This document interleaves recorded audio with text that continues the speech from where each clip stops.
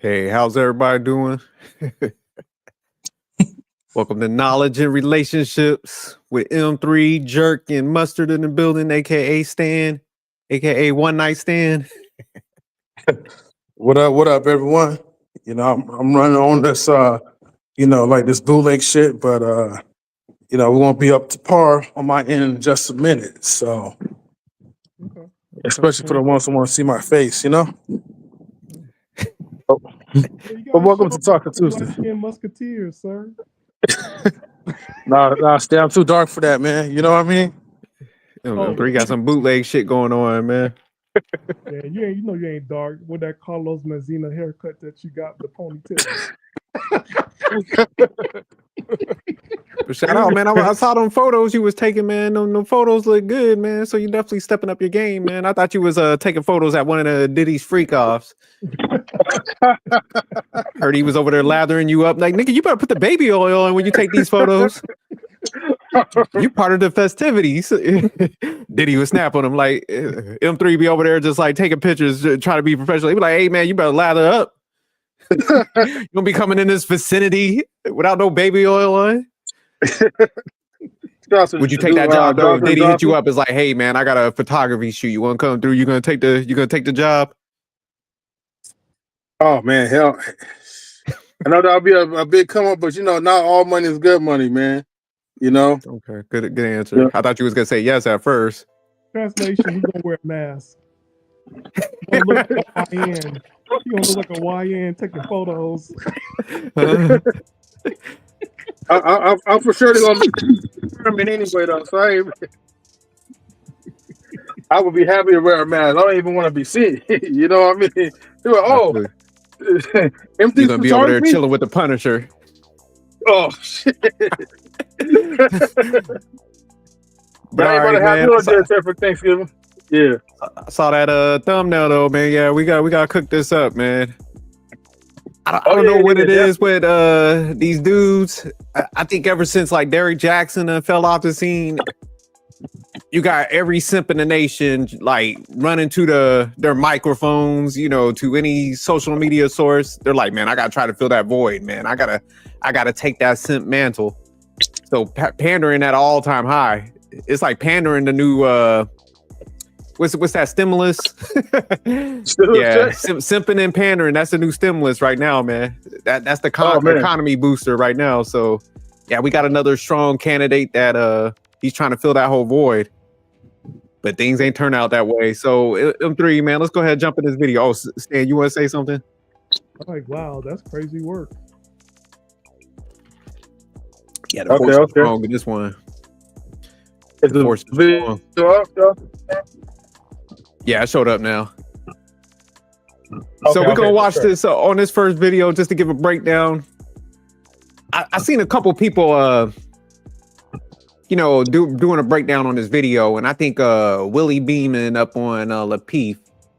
I think he knows like dude what circles he runs in. So they said my man's like a known scammer and shit. So my homie, this is what allegedly, but he looking real fraudulent in this video though. My man got like every name brand on and shit. So typically when you see somebody like that, like they look like a walking billboard and they dressing like a YN in Miami. Yeah, you kind of already know what it is, man. Hold on, you can't bring Miami like that. Come on, Miami's a fly city, man. But look at my man. He got on the varsity jacket. My man got low top Jordans. Man, it's no different. And he damn near 50 though. It's no different from your dudes in New York. You guys wear the same thing. Man, don't know person over the age of like 30 dressed like this in New York. You would have to literally be going to like the supermarket. But man, you ain't going up to uptown Manhattan, where the money scene is. You ain't going up them ways dressing like that. This is like a local. You going to the bodega to buy a night owl or something. You going to get a blunt. This is how you address. But yeah, ain't nobody in their 40s dressing like no goddamn YN. You better knock it off, Stan. Hey, yeah, only in Florida, right? No, he's just a black man going shopping for his wife, going to all the stores in Brickell. the same way y'all do it in New York. Stop trying to merge us into this fuckery, Stan. Look at my man. My man got the Gucci bag. Dude, don't think Like I said, he got the low cut. He got on some. Only thing that he don't got on that you New Yorkers will do is the mink furs. Yeah, we do be rocking the furs, but we be looking clean in our shit. Come on, man. Look at what type of jeans is those? Y'all look like He's too flamboyant, man. He too flamboyant. Y'all look like grizzly bears. Look like my daughter's little Savan animal kits that she. When y'all be wearing them furs, got the whole family, even the baby, rocking it like a whole, rabbit. It's a rocking a coyote. But you don't think this is a little too young, man? This is how they doing it in Miami, Stan. This is a Miami outfit. I don't see how you can wear the jacket because you'd be burning up. Because I don't know when there's ever jacket weather in Florida. We only have 3 seasons. Maybe it was like cold winter, Yeah, it probably had to be like more winter time. The winter in Miami is summer in California, so it'll be like 70 degrees. That's winter. But y'all don't have no like jacket weather, like the night where it gets a little chilly. What, 80 degrees? Okay, if it's like that, yeah. So he was feeling that jacket though. He was like, "Fuck it, it's 70. I'm putting this jacket on." He's like, "I just got this varsity jacket. I'm clean, man, and I got my new jeans on." He's like, "I'm about to step out." He's like, "I got my little man purse." What is that? That's Miami shit right there. I thought that was from New York. Nah, fuck out of here. That's because fashion comes from New York. That's you guys. Nah. That don't come from no. There ain't no dudes cupping no like man purse? like a Manny purse. You know what I'm saying? Y'all the one that came up with the man purse. Nah, never that. I mean, you might have it on your desk like that, because you saw in the last video we did with Cam pulled the money out. He was paying Adrian Broner. No, so you have that in your desk tucked away, but you ain't rocking it out on the Ave. No, what Cam had was a money bag. That was okay. So yeah, we got money. That's what I'm saying. We'll have a money bag. He got a. This ain't on New York shit. That came from New York. Nah. Stop playing. That's probably allegedly at the house of Todd Smith, aka LL Cool J. This looks like some the Bay type shit. I don't know, man. Y'all be rocking man purse. But all right, man, we'll go ahead. I just had to throw my shots, of course. And my man 100 said he looked like a 10th grader's first day of school. Oh. Shout out to 100 Watts. Shout out to everybody that's tuning in. I'm on my bootleg phone, so I can't really see the comments anyway. So, but no doubt, man. We'll go ahead. We'll jump in the video, though. Yeah. Your age? 33. And are you single? Nah, married. How long have you been married? Since 2017. So being married 8 years, how do you keep a relationship together that long? Pay 100% of everything. So it's a man's job to be a provider. 100%. You ain't a man if you're not a provider. What gave you that mentality? Man, I've been had it since I was young. I mean, shoot, if you look at the granddaddies and everything, they was taking care of the bills, and guess what? They was with grandma for the longest. These dudes be in relationships in and out because they not paying 100% of everything. That's the reason why they in washing machine ass relationships. But does your wife work? No. Why would I want to do that? Think about it. If your woman worked, that means she pretty much listening to 2 men. He telling her what to dress, what time to show up, what time to go home. Nah, we ain't doing none of that. She got 1 man and 1 man only, so she ain't finna work. But God forbid something happened to you and you lost everything. How would you expect her to be able to, take care of things? You're always supposed to look for a capable woman. If she's capable of handling things, that's the woman you want to take care of, because she was handling business with or without you regardless. What's your age? All right, man. So y'all heard it, man. What do y'all think about that, man? My man had the rhinestones on the jeans. Damn. Hey, the way how he was talking, he sounded like he a real man. That's what a real G's supposed to do. Like, take care of your woman, and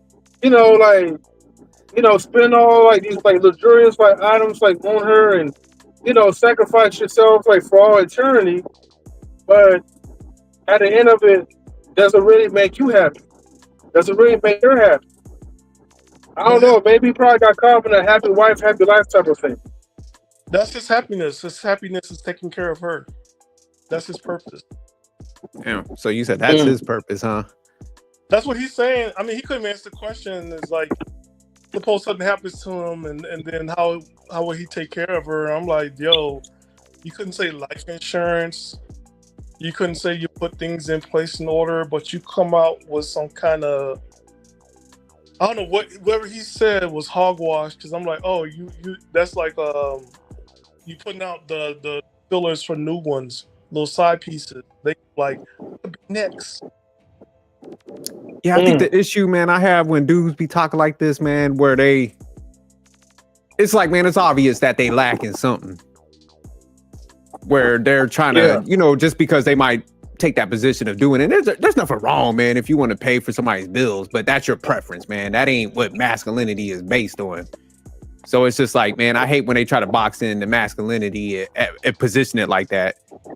And then also, like, when he was saying as far as, I like the question that, what's his name, Desirable Truth asked him, like, man, what happened if life kind of lifes? Because, maybe you get hurt, you lose your job, because we're seeing this more and more, man. And, even where I'm at, man, there's a ton of people that's losing their jobs. And these with some, like, I'm talking about high 6-figure people, and their life is like turned upside down. So, he kind of gave a generic response. But, that was one of the reasons why I did want a working woman, because I'm like, man, if something happened to me and we have a kid, I don't want her to be in no position, say like you don't make it to that level where you hitting prominence or you're like financially sound yet, because you're probably in that building process. It's like, man, if something happened, then, that's when them women got to kind of just jump into any relationship, find any guy to kind of, salvage what they got. So they got to maneuver out of desperation. So I told my wife when we got together, I'm like, nah, man, we both gonna get like good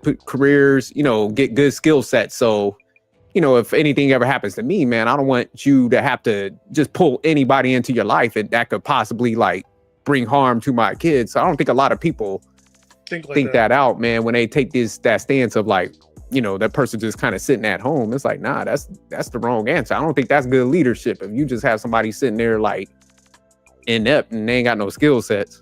What's your thought on that, Stan? Well, the first thing I want to talk about what you said earlier about like it's okay to pay somebody bills if you want to do it. Don't do it. If you don't pay somebody bills, take them as a dependent. Help out with your taxes. Because paying anybody bills, you need to go ahead and claim that and get that money back when you go ahead and fill out your taxes. Okay, allegedly, but go ahead and make sure you take care of yourself. Because if you can't take care of yourself, you can't take care of nobody else. Damn, you said claiming as a dependent. That's what they are, right? That's what they are. So you just put them all the way in the kid box. You like, fuck it. Yeah, I got to pay all this shit. I'm looking at you as a... Yeah, you're the adult that I take care of. And you don't get... Because your tax return comes to me. Because you're dependent on me and my livelihood. And I need to show... I have proof. So go ahead and claim them on your taxes. They'll be okay. They still staying at your house. Or they staying at their house that you provide. So go ahead and claim them on your taxes. Talk to your tax guy and find out how y'all can do it. Claim them on your taxes, number one. Number two, look. I think the only safe way that you protect yourself a lot of times that does help out. But if you're working for somebody, I mean, we're all in danger. So, like, M3, you got some noise coming in. Can you mute up? M3. Oh, there you go. Thank you, M3. So like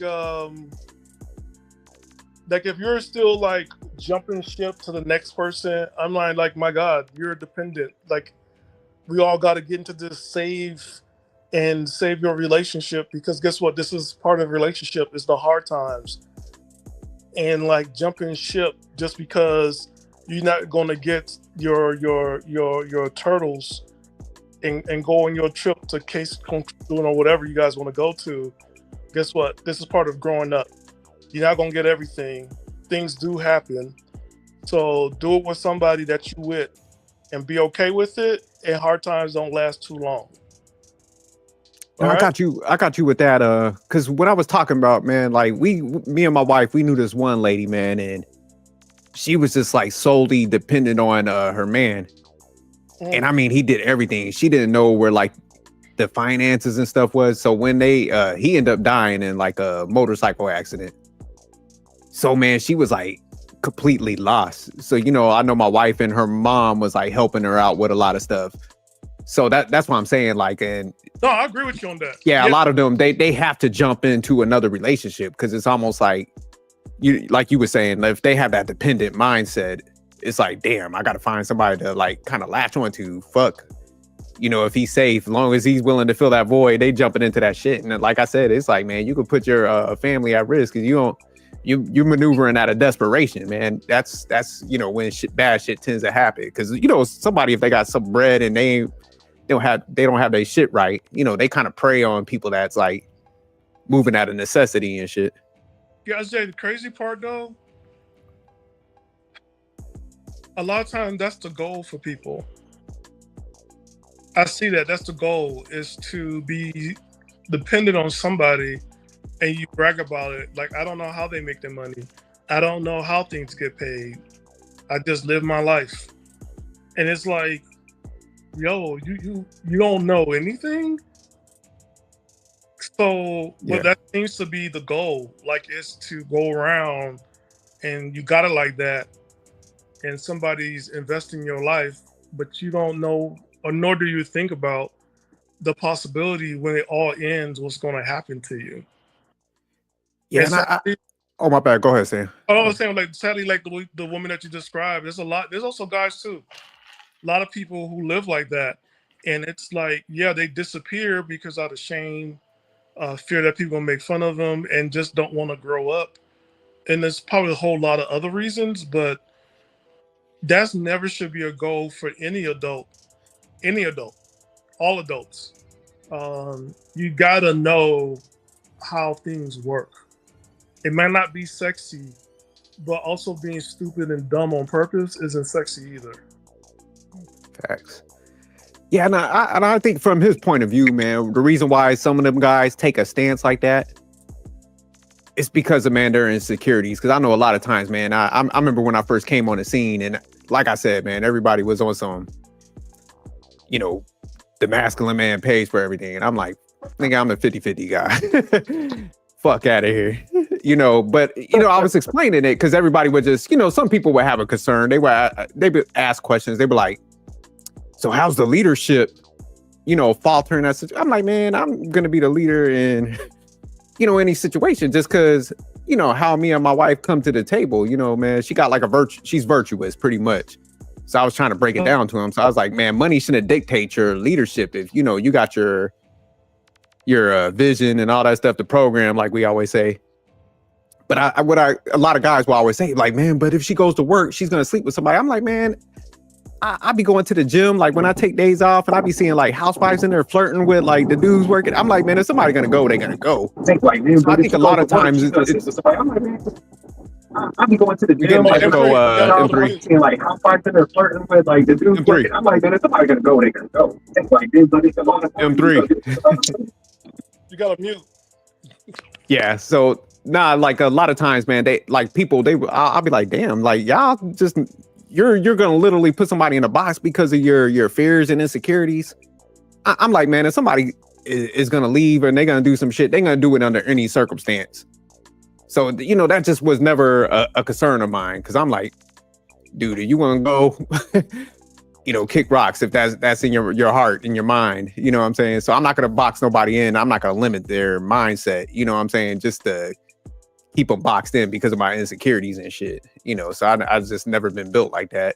Yeah. But I see like with him, he's definitely got a lot of insecurities. That's probably why he's rocking the whole, like I said, he got on every name brand out there, known to man right now.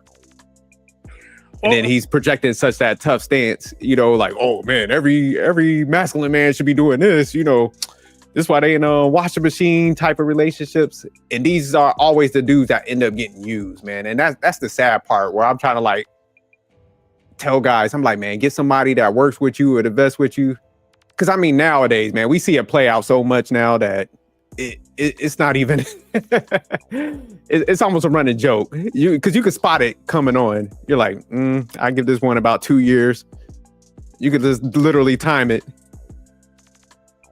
Well, you said something that was interesting. You said virtuous woman, and I'll say this: when people talk about leadership and masculine frame, it always comes up when people talk about the Bible, and like the biggest instruction for men is always going to be Proverbs, because it started off, "This is for you, my son." I'm paraphrasing it, but it's addressed to the next generation, and that's what it started off in Proverbs.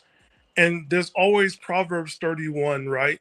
Like the wife gets up, and I'm not saying women need to be all Proverbs 31, but when you read it, like she's handling business a lot. Like there's a possibility that she out earns her husband, but she still have him lead.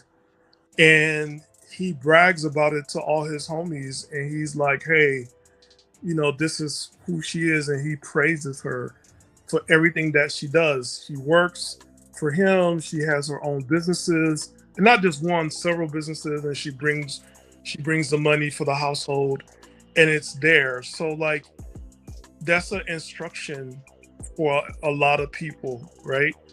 For a lot of us to look at. It doesn't stop like for her just to stay in and just wait for you. It's like you work her gifts and she works her gifts for the family and the guidance that you bring as a husband.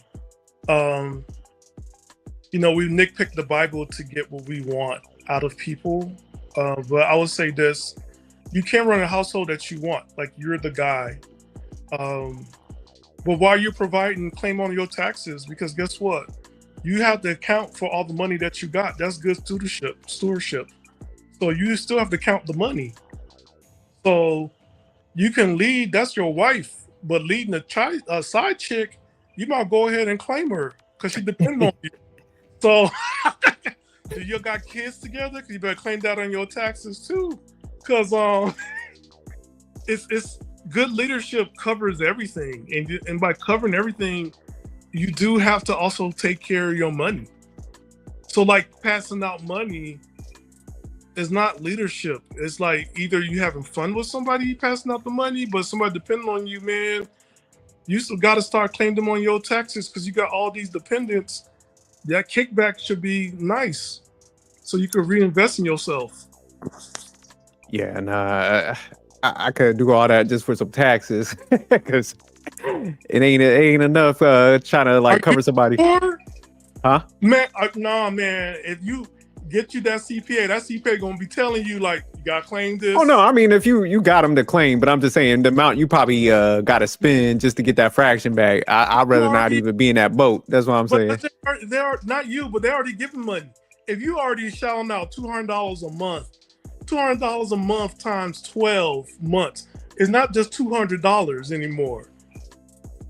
That's like $2,400 in a year, and then you doing that 8 times. Man, you better get some kickback because you got to get. You already got a nonprofit foundation. No, but I like what you were saying about when you was breaking down like the virtuous woman. I got like the internet tab, so whenever M3 get back in, man, I want him to pull it up because I was looking it up, and that was my thing, man. Because I guess I always been the type of person, man. Whoever's around me, man, I want to excel. So whether I'm doing like business with somebody, friends, I'm always been a person, like even with my wife, when we got together, I was just like, look, that was my thing, man. Because I guess. Can you mute up M3 and pull up the tab back there?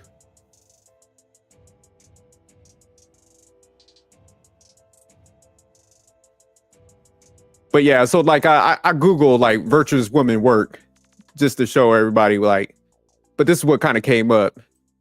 And it's funny because, everybody always had like they were like, oh, what type of woman would, will work under like a 50-50 type of situation. And I would, man, I always just have fun with it. So I wouldn't go all the way with it because I didn't want to be all like super religious and stuff. But I'm like, pretty much a virtuous woman would. A virtuous woman gonna work with you under any condition. And she would concede that leadership just because she's, based off of spirituality and, having that mindset. So she kind of gets a joy out of, working for a family and stuff. So a lot of times when these guys, they will always be like, well, man, if she works, she's going to be resentful. I'm like, well, yeah, the woman you'll select, but a woman that's like rooted in something, she's going to be like, man, nah, I want to go and pump into my family. So yeah, some of the stuff they broke down, man, when I looked it up, it was like a virtuous woman is often understood from the Proverbs 31 passage as hardworking, resourceful, a wise woman who is a good steward of her time, finances, and skills to provide for her family and community, while also acting with integrity and honoring God. Her work is not limited to just domestic duties, but includes business, investment, and caring for the needy, showcasing a well-rounded and diligent approach to life. So when you start getting down to the characteristics, it's like, okay, industrious and hardworking. She works diligently with willing hands, not for selfish gain, but for the benefit of others. So like I recently just did that video where there was that one lady on there like, my money is my money, or my husband's is my money, or my money is my money. So man, already when a female makes statements like that and she's keeping it for herself and she ain't putting it back to the house and she's resentful, man, you already kind of know what you're dealing with. And that's why I love the Bible and how it's outlined. And don't get me wrong, man, you got to live by stuff too. So I had to get my stuff together to attract women that operate like this. It shows in the Bible. I want to add on to that. The Bible shows on both ends, right? I'll give some people an example of what happens when the man does not live up to his end. And it shows up with King David. And I believe that's how he got to his second wife. Only paraphrasing, Sabolo's not here yet. But there was a man who wouldn't serve David. And the wife went ahead and apologized to David, made sure she took everything from the household to feed David and his men, and God took care of that husband, and then she became a wife to David. But understand, like, it wasn't her job to go ahead and handle the husband. God handled that part. It shows up several times. Yeah, I know exactly. Because people will think that, oh, you guys are using the Bible to control women. I'm like, no. God do take care of women, but there's a responsibility, yes, on the men. And it shows in the judge of Deborah, when Deborah gave an assignment to a man and he wouldn't do it, and that assignment went to the woman and she handled it. Not Deborah, but another woman handled and saved the nation of Israel. So like, yes, God take care of all his children. But see, real quick, Stan, because what you said is, as far as like the control thing, and this is the funny thing, because I've never had to like control my wife, because I think, man, when you get somebody with a mindset, and this is where everybody's like, man, you got to move with intention. You get somebody with a mindset that's like operates like this, not perfect from the jump, but it has that like love for family and stuff, nurturing, and the kind of aligns with these things, man, you guys are already kind of operating from this. From the same stance. So you don't have to like, man, my wife, I was just like, I turned her loose, man. And like I said, we both excelled because we didn't have to like micromanage. I didn't have to overlook stuff because she was always doing the right thing. So we just excelled and stuff. So that's what people miss. It's like, nah, man, when you pick somebody with the right mindset and they all about the household, man, you don't have to worry about the controlling and all that other stuff. So it's like simple. You got yourself a lioness. I'm going to take this from the Crimson Cure.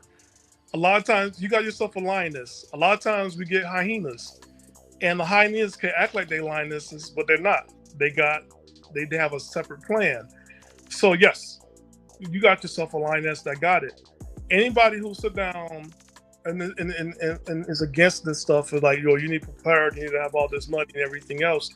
Guess what? If somebody has all the money, you didn't contribute to the money, and you're coming in when they already have the money and they're taking the lead, how much of a say-so do you have when you don't understand how he makes the money, how he keeps the money, and how things operate? Not much. And also, what happened is, when the relationship failed, you call it financial abuse. Which one do you want? You gonna be a dependent, or do you want to sit down and learn how things operate? Because I'm going to tell you now, when you're dependent, that's why a lot of us, when we were kids, we were looking forward to turn 18 so we could work and make our own money, because we get tired of somebody saying no. But you know what it is, man? It's the ultimate form of manipulation, man. Because when somebody can't control their own life and they kind of suck at being an adult, because like you said, most people, they go out there and they try to get their dream job. They want that career that they always like had in the back of their mind. But when that don't work out, that's when they want to latch on to like a man and control his situation. So like a guy with all those bags that's insecure, those are the guys that they get manipulated because like they are operating out of ego and shit. So when a female comes in, she cleans them out. They're like, oh, what happened? I thought she liked me, man. I had all the money. I did all this, and they're just shocked. And I feel bad, man. But I'm like, man, this is what I'm trying to tell y'all about, man. But SJ, men do it too to women. There's a lot of men who didn't make it. They just found a woman that did, and like, hey. Yeah, it happens on that end, but it's way far on I'll say the female spectrum where it happens. Like but, you'll find a guy every once in a while that does that, but yeah, but look, there's a lot of women who invested in a man, and I'm not going to try to say names. We all seen it on the franchise. I ain't gonna say which housewives, but some ladies on there, they probably know which housewives I'm talking about. Yeah, and the man was trying to act bigger than what he was and took the money and just ruined the whole life of the family, and she just had a divorce. A couple of them happens. So I just want to make sure that we also like men do the same thing to women. And because I want to go into the other way too, like there's nothing wrong with starting over, because we as a people, we always start at zero. So I don't like it when we're like, when people come up and act like they never start at zero. We make ashes and turn to a freaking garden as a people. We've always done that as a people. So I don't like it when we shortcome ourselves and to not think like, yo, a lot of times we do start generationally at zero. And it's sad because we don't leave anything for our children. But if you think about it, how many generations that we've done it? And not saying that should be a goal, but look, if you find somebody and you guys mesh together, money is always going to be there. But you do have to, I'm going to say this S word, be a steward of your money. And I'll say, as a people, we're not good stewards with money. Nah, because man, you said it, but you pulled it back a little bit. I think, man, if you're in a family, man, and you have kids, because even in the Bible it says, man, you should leave money to your kids.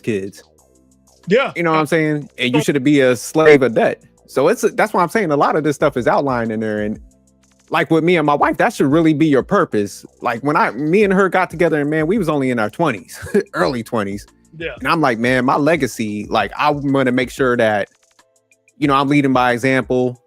Man, our finances is tight, and I do want to leave something behind. Because like you said, I was like, man, I do not want to be starting from zero. Good. But typically when you see a lot of people that end up like that, it's because they chase their desires. So like you have a lot of men, because I got friends, man, I had to recently kind of cut off because I'm like, hey man, I'm like, you sitting out here, you spending all this money on chicks, you know, tricking and shit. I was like, man, do you got some money in your kids, like you know, like college fund? You know why they ain't got money in their college fund, SJ? Because they ain't claimed these women on the taxes. Nah, man, these dudes be man, you see the amount of money dudes be spending on these females, but man, they kid is taking out student loans and shit. And man, it's the craziest thing to me, man. And I'm looking at it, I'm like, ain't no way in hell like I'll be taking out any female or no like dinners like that. And I'm sitting there, I ain't got $1 in my kids like college fund, man. So I'm built different. I just realized this lately, man. I'm like, I put my family at the top of the pecking order. SJ, we gotta do a commercial break and just say, "In the arms of an angel, away from here." Men, are you up here funding a woman lifestyle? You need to get a hold of your CPA. Nah, they do it. Claim her on the taxes so you can get that money back, so your kids can eat just for the price of a cup of coffee a day. So they're gonna have to fly in the eye. But yeah. Not Stan, but I'm saying you're right as far as like, man, the starting over, man. But we'll sit here and we'll complain when we talk about community and shit, you know, the systematic stuff. And it's like, what are you doing to change your circumstances? So if you're operating out of desire, man, I don't want to hear no complaints from you, dog. I shut them down. But hey, man, let me just go down this list real quick a little bit. Some of the characteristics. Yeah, go for it. So, we Oh, go so ahead. can you guys hear me? I just want to make sure I have no echo on my end. Nah, you good now. No echo. Oh, okay. Just want to let you guys know that at 6, which will be like the next like 15 or 17 minutes, I will be inactive.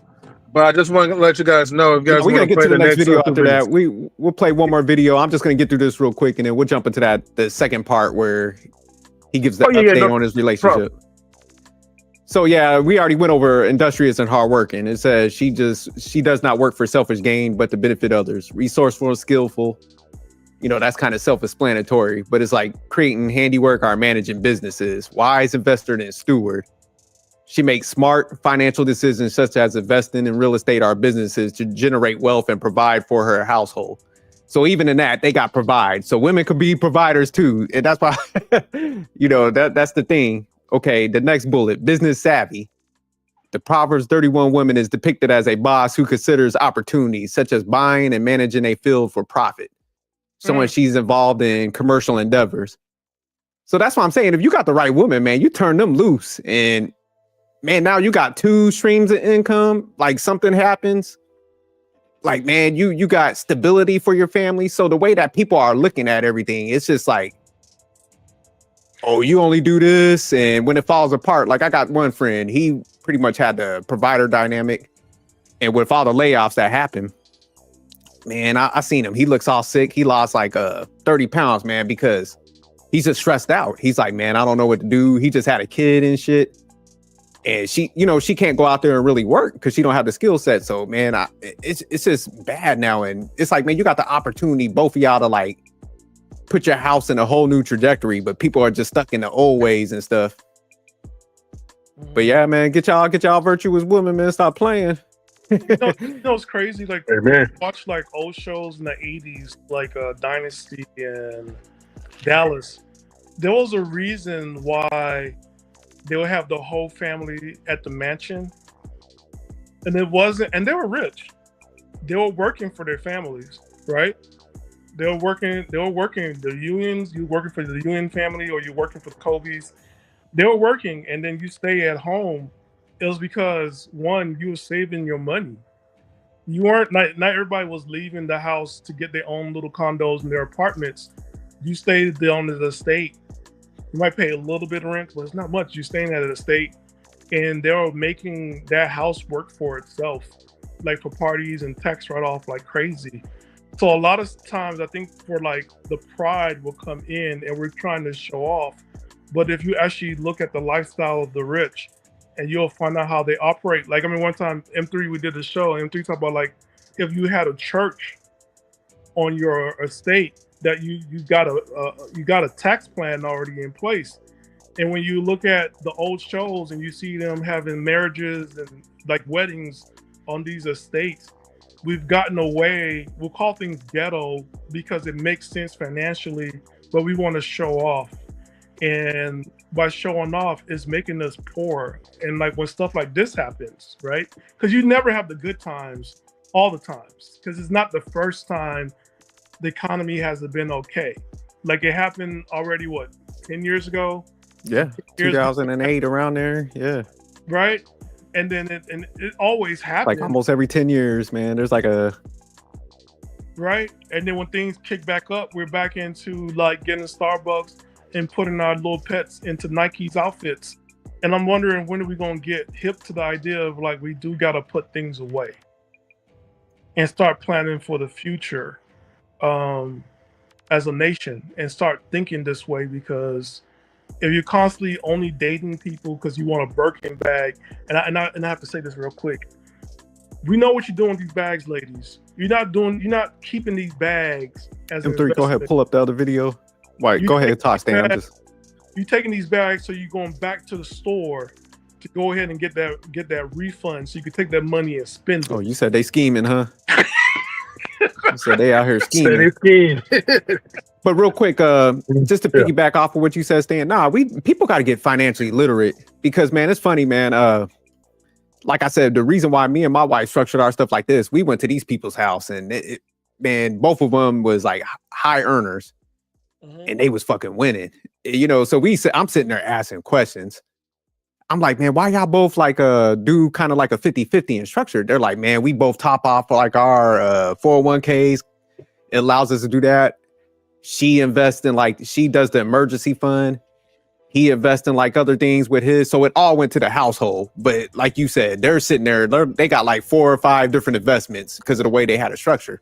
So man, me and my wife saw how they was living. We changed our shit. But like you said, so many people, they do it wrong, man. So they're not even putting money in their retirement funds, but they spending like crazy. But then when they get to their like 40s, mid 40s, that's when they wake up. They're like, oh shit, I gotta start worrying about retirement. They so far behind now. Because I help a lot of people with their finances. I'm like, damn, man, I'm seeing the numbers. I'm like, man, you gotta kick this up. And so, then if you start with something. If you could do $50 a month, start with something. Just knock it out. Yeah. Start with something, and then your money will grow. Like once you are responsible with your money and you can figure things out, it's okay. Like stuff will happen in life and you will be behind, but it's only for a little time. Like start with something, but stay away from people and trends. Like it don't last. Like nah. Yeah, and like you said, man, that's why I push a lot of these narratives. I'm like, man, just like you ain't got to do everything I do, man. But like I always tell people, go talk to a financial person because they could break stuff down to you. Because you should, whatever dynamic you choose in your relationships, man, it should be based off logic. So that's why I tell people, man, talk to a financial person, man. You ain't got to do stuff exactly the same, but you should be running your relationship by logic instead of emotions. All this, like you Stan was saying, society nonsense. But let's go ahead. We'll play this video because I know you got to get out of here soon, M3. Yeah, no problem. Have you ever proposed to a woman before? Yes, I did. And how did that turn out for you? Newly divorced. But how long was your marriage? 8 years. What do you think caused your 8-year marriage to deteriorate? It's one of those crazy things, man. People can wake up and say, I don't want to do this. No matter what's built, no matter what legacies are in place, it's one of those situations where you can't control people, right? I can't control you. I can't make you do something you don't want to do. So, you know what I mean? But did you provide in your relationship? First month, quit your job. I'm here, I'm taking care of this. So I ain't had to see a bill in 8 years, So even though you provided 100%, right, the marriage still failed. Yeah, man. Married people want to be single. Single people want to be married. Rich people want to be poor. Poor people want to be, rich. Rappers want to be athletes. Athletes want to be rap. It's the other side look appealing. You know what I'm saying? And to people who married for a long time, you start hanging out with your single friends, you might miss that lifestyle. A lot of women don't want to be put up for real. So was it you or your wife that filed for divorce? On her side. But as a man, how do you handle the mental shift of building a life for 8 years with someone to now just being back on your own?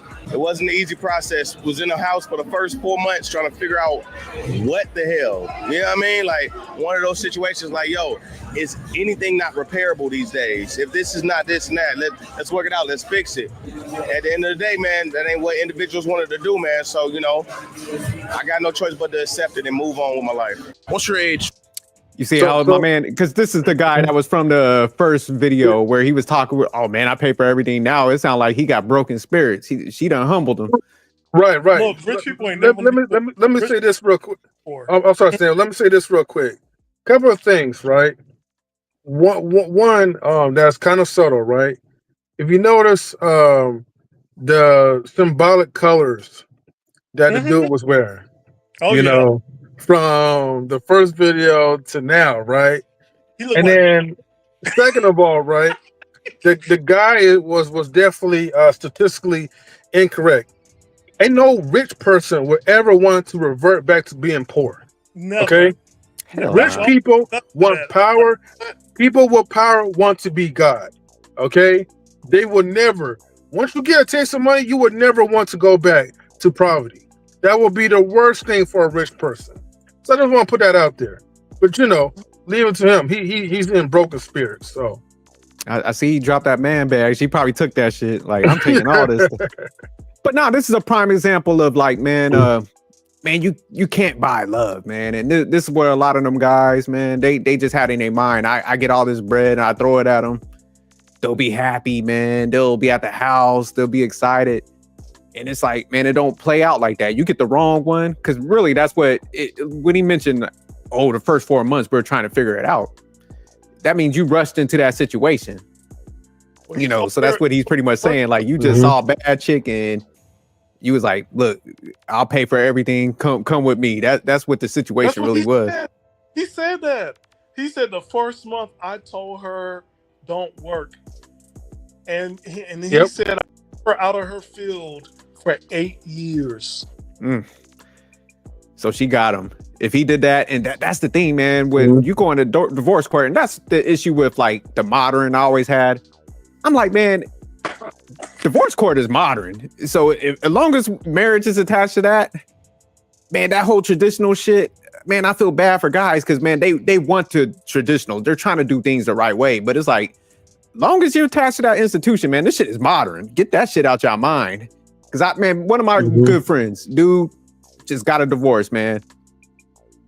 Man, me and him been having these debates for like 20 years. Man, nah, jerk, you got to do this. Traditional all the way. My man just got that divorce, and I'm talking about, man, they had millions on the line. This dude is like, never again. the stuff he had to go through, he was like, He was like, man, look, he's like, I hate to say it, you was right. But it wasn't about being right. I'm just like, man, like, whoever you with, once it gets to that divorce court, they modern. So that she could have been wearing like a bonnet, the Amish outfit. Nah, she coming in that motherfucker ready for war. She modern as fuck. And that's where guys just don't want to wake up. It's like, dude, this shit is modern like a motherfucker.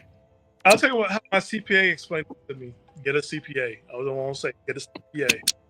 He like, when you take a person out of the job market, and it's been 10 years, and he explained it with my own taxes, right? I'll explain, because he's like, compared to the rest of the world, I'm making 6 figures compared outside of California, right? Because I don't know if people understand California, we get taxed like crazy. I'm like, where's my money, right? And I still owe. Like, how's that possible? But he's like, if you get out of the world for 10 years, you meet a woman and she take care of you for 10 years. In the way that you're going right now, 10 years, you actually made $1 million. Cause we're not, I'm like, where's my million, right? So like, no one thinks about that. You've been out of the work field for 10 years on purpose. And you look at, well, man, consecutively combined, you was probably worth $250,000 or $500,000 or over $1 million. And you went ahead and you became a person of leisure. But now you're getting divorced with no skill set, no job set, nothing. And people got to start thinking like it should never be a goal to be out of the job market when you're an able-bodied adult. You're an able-bodied adult. Don't do it to yourself. Yeah, it's just, man, unless you're like super wealthy, man, it just, because even the amount of money, like you're saying, I was thinking about that number, Stan, but it makes sense because, man, when you think about how money compounds, yeah, and the 401k, yeah, man, you're missing out a lot. So it's just like now you're taking that one pot that you guys built, the one salary, and now you got to divide that in half. Versus like if y'all both, were working and stuff, and then y'all you decide to break up. It's like, all right, man, we could both like split everything, but now you got a bigger, pocket for both people. You both got skill sets, so you could both like transition better to, like a new lifestyle. So like you said, yeah, a lot of people just don't look at it like that. And the reason why my CPA was doing that, because he didn't want me to fall into the trap that so many of his clients were falling into. Like, it's not a flex to allow yourself to be taken care of when you're an able-bodied adult with gifts and talents and a drive. It's never a flex to sit down and just, allow yourself to deteriorate on purpose. That should never be your goal. And he was just sitting down with me because, I did have experience with women that were going to buy me some houses and stuff like that. But, I always fumbled the bag because I didn't want to be controlled. But, but you still, somebody do have to talk to you like, yo, when you do this to yourself, and it doesn't matter how old you are, you could be 50, you still got 15 more years of work out of you, or 20 years. You still think about that stuff like, man, if you go ahead and you put stuff away, you're gonna be good. But if you're allowing yourself to sit at home, not knowing where things are put at, not knowing what investments are being done, not knowing if your name is on it, you're going to be at a detriment at the end of your life. Man, let me explain, like, because I was helping this one couple out. So like the dude heard me talking on some podcast, and because he was listening to it, and he was like, man, I never really paid attention to retirement. So, he was pretty much paying for all the bills and stuff. And man, I looked at his retirement. So we was breaking it down. I'm like, you're barely even putting enough away for one person. What have you been doing with the money? And he's like, man, I'm just over leveraged because I got to pay for all this stuff. So he's like, I put in what I can.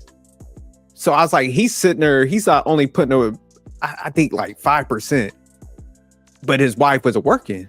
And I'm like, man, you're supposed to, if you're only operating off of one salary, man, you got to put money away for like two people for retirement. So, but that's how most people's stuff looks when you look at the numbers. And that's why I'm saying, like, people out here flexing. But it's like, man, I know if I open your books, man, unless you're like a high, like 300,000, 400,000, where you can afford to put away, because you're supposed to be putting away close to like between 15 and 21,000 for one person.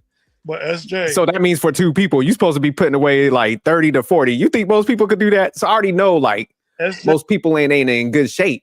But it's just like, they're not going to find this out till they get into their like 50s and 60s, man. SJ, 300,000 in California considered poverty. Oh yeah, I'm not talking about California though. I'm just saying, I'm saying any place else, like you have to make that range to be able to put away like 60,000 for two people for retirement a year. Well, and most people ain't gonna be able to do that. In California, a single person making 300,000 in California, you still in the poverty list. Oh yeah, y'all on a different type of time. Shit, in California on some next. In Section 8, with that much. 100 say you dropping grade A beef, you getting houses and stuff. But 100, as far as a prenup, 100 watts, because we know 100 watts got them like that. Mm-hmm. As far as a prenup, I'm not sure if how far back that dates, but I definitely recommend getting one because a prenup. There's prenups. Well, the modern prenup is modern because before there's a diary, and before there's a contract.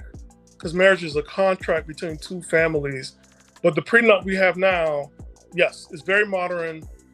But if you have a prenup, again, you have the right to examine the prenup. You just don't sign the prenup. You need to have a lawyer, your own lawyer.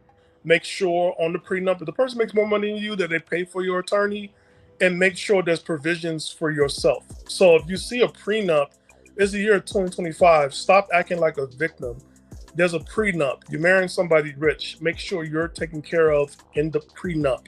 In the prenup, you could put provisions for yourself while you're married that you go ahead and whatever the money that you make in your prenup, a certain percentage go to the marriage and a certain percentage that you pay for.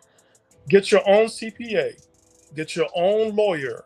Look at the prenup and comb it out. That's what you just got to do with a prenup. This is adults. I just wanted to piggyback what you're saying because, man, definitely get the prenup. And I like what you said, man. Definitely a CPA or some financial person, man, where they could like comb out the numbers. Because I'm telling you, man, it hurts my heart. Because that's why, man, I didn't want to have a lot of these conversations because I didn't want to take swipes at dudes, man. Because I knew a lot of people was operating off of ego. Yeah. So, like I said, I'm coming at a financial stance. Because, a lot of people put like 50-50 as broke. And I'm like, it ain't like that, man. If you see like the people I'm around, all of them are like partnered up pretty much. They all got like, you'll see a physician with a person in the medical field and they're winning, man. Like I said, the amount of money that they're able to like put towards their future, their legacies. Yeah. I mean, they're blowing people out the frame. They're able to put their kids in private school. So it's just, when people are operating off of one salary, like I said, unless you have a super high income, that person is not I can tell you right now, is not putting away enough for two people. And so it's just like, man, they're so far behind and stuff, but people are doing what they want versus what they need, when it comes to finances and shit.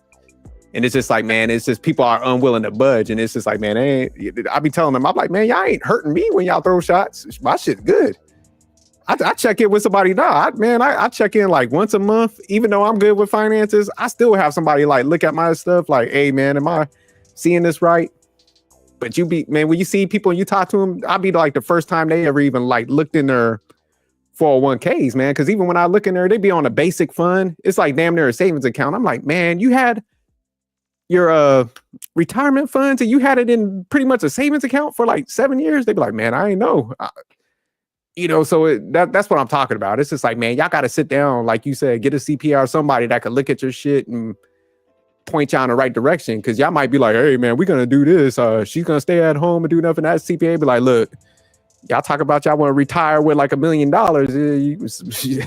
His money ain't after paying all these bills and all that. You ain't somebody gotta have to go to work. So they give you the reality. You know what I'm saying? And isn't it crazy? It shows that in the Proverbs 31, a virtuous woman, her characteristics, she has to be good with money. Yeah. I suggest y'all go back to the 80s and see how moms used to work them coupons. Nobody care about nobody's feelings. They worked them coupons to death. They did, man. They worked them coupons to death. But look, I just want to give some people some insight on like a good example what you explained, SJ. Look at Married to Medicine. That's a good reality show. Married with Medicine, and like all those doctors are married, and they're married to male doctors or male whoever. They're married and they're both working. It's not, again, this whole thing is trying to be a lady of leisure and you're trying to flex. You're going to be in somebody's old folks home, broken, poor, and nobody going to care about you. Yeah, because man. And SJ doesn't go for your ego, but I will stop it. Nah, man, because I'm like I said, man, I ain't trying to sell nobody. Man, when I help people, I don't pay, even though I could be charged. I just do it, man, because I want to point people in the right direction. I ain't selling no course. I ain't trying to sell you motherfuckers a lifestyle. I'm just like, look, man, I'm trying to point you in the right direction because somebody helped me out. So they told me to pay it forward. So that's what I try to do, man. I'm good in my life, man. So you ain't never gonna see me out here like, oh, I give consultations. I don't do none of that shit. I try to point people in the right direction, but nah, man, my wife, mom, and her mom's sister came down like about a month ago. And they're like in their retirement age. They're in their 60s. Me and my wife in our 40s. So we were talking about finances and stuff, and they was pretty much, they both got divorced and kind of had to jump back in the market and stuff. So they were like, we appreciate what you're doing for, her mom was saying for my daughter, because she was like, she's out here, she's got like a high paying job, she's doing good, she's financially savvy, she's got her 401k. She was like, man, we was lied to, our generation. She was like, man, we thought like, kind of just like taking the, not pushing ourselves forward, not understanding money. She was like, man, we got to work, for a long time to play catch up. It's crazy. So I was like, damn. They says like, yo, even if you retire, you still invest. Because you still put the savings, and this is why. He pointed out like now people are living a lot longer. So you might actually think of yourself moving up to 80, but you might live up to 120 or 140. So you might be on the fixed income. And he's like, but you don't have the same trap as somebody who's not on an fixed income. He said, live below your means, invest, and still invest because you don't know how much longer you're actually going to live. And it's so true because you start thinking like, once you start thinking this way, he said like, yo, like the sky's the limit. So if you got money coming out and you put money in a Roth IRA and you got an income and you got Social Security because you work and you got that money and there's no stream of income, don't spend it every month. Just go ahead and put money away because you don't know how much longer you're going to live. You might live for a long time. And so you don't want to be broke ever. One of my friends, like his father, I'm not going to say his name, but they're going through it because like his father had a stroke and his father put a lot of stuff in place. So the family is still taken care of while he's sick. And he's seeing it for himself like, yo, his father was a smart man because everything is still provided for while, he's going through it health-wise. So ladies, when your man tells you no, because you can't show off to your friends that you're going here and there. There might be a reason.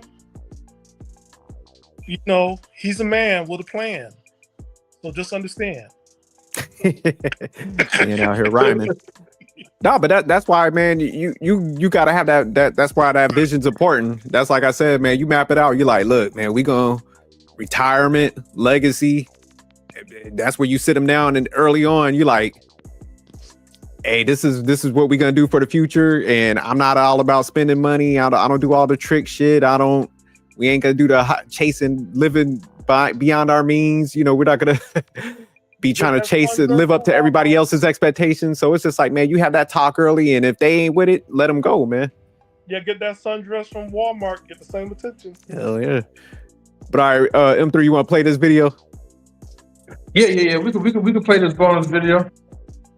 So this is where a young couple, man, they just talking about how they came together. They're doing a 50-50, man. So it's a good contrast from Fuckboy that we watched earlier, whose girl left him, and she was like, I want no cooperation. I'm taking this money. I'm bouncing. She took half, like Eddie Murphy said. Eddie wants half. Oh, my bad. I'm all waiting for M3 to press play. How old are you? 24. 23. How long you been together? 9 years. And how long into it did you propose to her? 8. 8 years. That's correct. But you don't think 23 is too young to put a ring on it? I don't. We did it for so long. I think it was worth it. As a married man, how much would you say a man needs to make before he pops the question? It really just depends on your circumstances. I don't think there's a number I could say that is the same for everybody. I think as long as you don't live past your means, you're good. And how would you handle the finances as a married couple? Is it all him financially, or? Power bill, gas bill, light bill, water bill, 50-50, period. I was raised not to depend on anyone.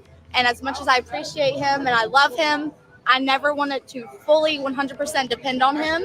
I also want him to have his money as I want to have mine. And as a man, you're comfortable with the 50-50. It's just per relationship to you. Yeah, I feel like it's fair. I would 100% not mind giving her the world. But like she said, we're still trying to figure out what we want to do as a career for the rest of our lives, considering how young we are. How old are you? 20. See, man, and that's what I'm talking about, man. Some young motherfuckers that get it, they're like, true love right there. But SJ, she's never going to understand that there's other men out there that she hasn't experienced yet. She hasn't gone and found herself. Neither has he. He hasn't found himself. They're gonna find it together. They were there for the right reason, man. You could tell how she looked at him. She was like, man, this is my guy, man. I'm a rock with him. And that's what you got to find as a guy. You get that one that's into you, understands the mission, don't want to like take advantage of you. Shit, man. You got you a rider. And before anybody write into this show and try to come after us, look, a lot of y'all on some Dollar Tree budget anyway with them TV dinners right now. Eating from Dollar Tree, I need y'all to stop it. Y'all not that big and fancy. You gonna be people be fronting, man. But go ahead, find yourself a man, like SJ said. Find yourself a woman that's into you. Or 100 Watt said, drop off that brick and get your bills paid for. No, but I just think people, man, it's just the pressures they're putting on everybody. Because you got on one side, it's like men got to do everything. Then on the other side is women. They're talking about, I'm not going to settle unless I get all this. And then everybody's aging out of the market. Nobody's getting what they want. So it's like, man, you might as well grow with somebody.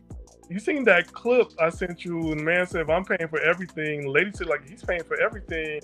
If he tells me that what I'm wearing is not appropriate, I need to listen to him because he's paying for everything. And that's the flip side of it. When you depend on somebody and they tell you something, what you going to say? What you going to do? Huh? But I think a lot of them people be fronting though, because I think, man, once they get over that marriage threshold, they be like, man, I ain't doing this shit no more. Because I mean, if you got to pay for that, man, that person, man, what they really telling you when somebody's like, hey, if he's paying for everything, I'll let him do this. It's like, well, why didn't you do that shit just to begin with? Why isn't this like just how you operate? No, I think that's what gets guys caught up, because they're like, people will change for a little bit.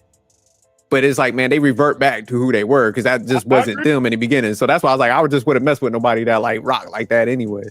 I agree with you. I just look at people who be dependent on somebody. You're not having no kids. I understand if you have kids and you're a stay-at-home mom and you gotta pay. And I get that. And I get that because you need somebody to stay with the children and everything else. That's a little different. Yeah, I do understand that. And both of you could like willing body adults. Because what it looked like for her at 24 to just stay at home, she's missing out, as my CPA will say, all of that income that she could be working. Because at 33, that's $1 million. If they would have went half, that's 500,000 saved up. No facts. And if you put that in even a high yield or like just in an SP 500 fund, man, that, like you said, you're gonna be up there. That's some major bread if you let it just compound. So yeah. And they ain't got kids yet. And they've been together for 9 years. You can do it. You don't need to make kids. No more anchor babies. But see, I like what she said as far as the dependency, where she was talking about that, because I think a lot of times guys will hear that, be like, "Oh my God, she don't want to be dependent. She's a boss." It's like, no, man, you don't want nobody to be dependent on you, man. Like, I don't understand that whole need guys have to be have a female like be dependent on them. Like, I recently was just talking about the wants versus needs, and I'm like, nah, man, you want somebody to want you, not be with you out of necessity or convenience, because that's when you're getting used in a lot of times. But if somebody come there and they willing to work with you, like, man, nah, man. You know, don't trip out over that. Because even the buzzword, I hear dudes all the time. Oh my God, she said partner. Oh my God. I'm like, nigga, what is her actions? Is she working with you? I will say that partner is kind of gross. I'm a husband. I ain't trying. Man, I regardless, but I'm just saying, say it like a female's all about you and she's all about the house. If she slip up and say partner and y'all flipping out, it's like, come on, man. What is her actions telling you? If she's compliant, you worried about a word? You know, come on, man. Like, if you know you masculine and you operate a certain way, man, it's so stupid sometimes, man. This SJ, partner, I'm sorry, no. Say I'm your man. You know. No, I get it, but it's just like if they slip up, man, because I see so many dudes, this is like, man, men gotta stop tripping, man. You know, you should know who you are, man.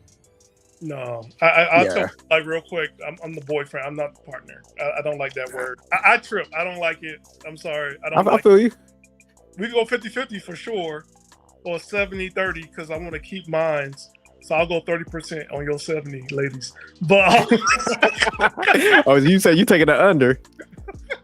Yeah, I'm with you because I mean, my wife, she'll be like, man, that's my husband. I'm just saying, like, if they, man, I don't get wrapped up in the words because I'm like, when you know who you are, man, nothing should take you off balance. Like you said, you do a minor correction, you're like, hey, man, like, but all that flipping out dumb shit that people be doing on these, I'm like, look, my testosterone goes up when you say I'm your man. You say partner at this girl. Dog, bring that check. If you working with me and you already operate like I need, I already know how this is going. I know the structure. I don't need to flip out. Damn that. No, don't call me partner, ladies. Just call me your man. I'm staying your man. Just I feel you. I'm not even challenging that. I'm just saying though, man, y'all just to take such a tough stand sometimes. I'm like, no, partner is like so sterile. What's my partner? Like, yeah.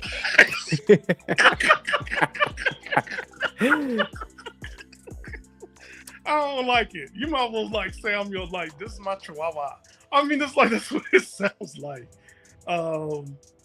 But you know, just saying like I'm, you know, this is my man. It's like it feels good. It's like yeah. It's just put a little bass like yeah. I'm your man. Yeah, I honestly never cared about none of that. I'm like, long as you got respect in my house, man, I'm not flipping out on dumb shit.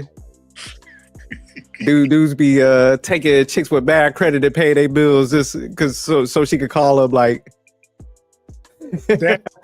she's calling him hello daddy. Yeah, that dumb shit. But she's dependent. I mean, I think we need to do a show on dependency because dependency is an absolute toxic trait in our current times, and I mean it like it's not a flex to be dependent on somebody. Even we did a show where like we talk about the women in Europe. I couldn't do it. European women said it. They're like, yo, I don't want a man think he owns me. I will pay for the date. I have no problem because I want him to know that I like him and I'm into him. So I have no problem paying. I want him to save his money. and they see it completely different. But here in the States, that attitude of like, I don't know how things are made, but he take care of me. I'm just like, yo, you don't know you might be on the FBI most wanted list. Like, are you serious? In this day and age, you don't know nothing? And that's a flex? And we have to get out that mindset. Like, it doesn't behoove you to not know how things operates. And that's how we're in this crazy state right now as a nation, that people like dumbness has become the number one thing to achieve. And I'm just like, yo, this is crazy work. See, man, I think somebody that got a dependent mindset, I think it comes from like either two angles. Either they're trying to, they know in their mind, it's like, I'm eventually going to jump off and try to take something. So why put some effort into this situation that I'm about to? So they're users. Yeah. Or the other one is just like, man, they're incapable of kind of like contributing. So it's just like, they're just more comfortable at the house and stuff like that. But like in either case, it's not really that great. Like you said, like I said, I could see if you're a multi-millionaire and then, you know, it makes sense in them cases because it's just like, why at that point? No, I mean, I would still want somebody to work, but I'm just saying it's justifiable because you got all your needs met.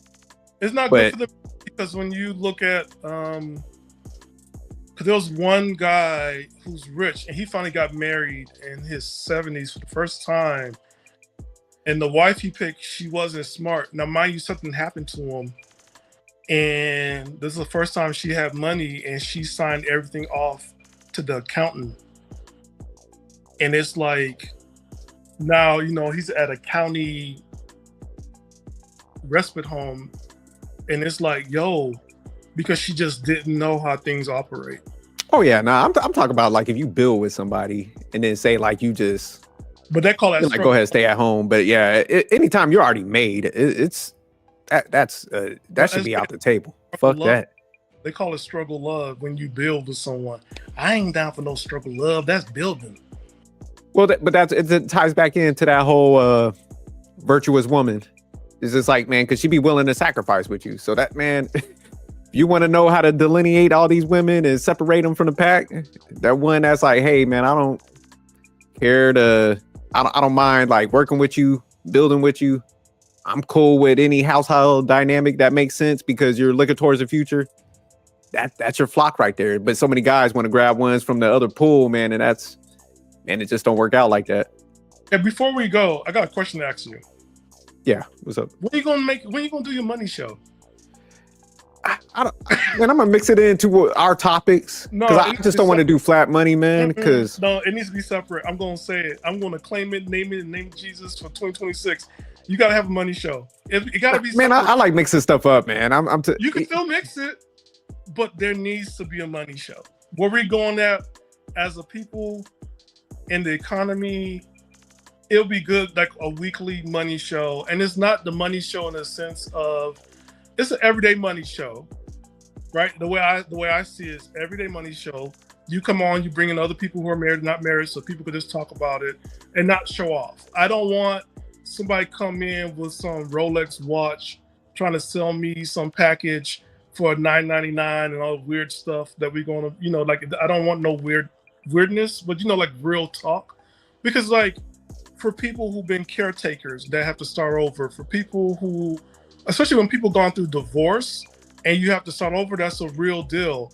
And people just starting and like, yo, or people who have kids and they don't know where to start. I think like a real money show is what's. I see what you, okay.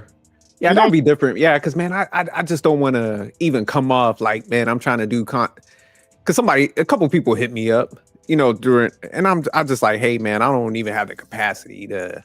It's a separate, you know.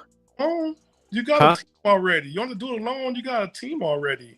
M3 can talk about the money stuff because you know he recently divorced, had to start all over again. Oh, okay. I see what you're saying. You know, yeah, more like that.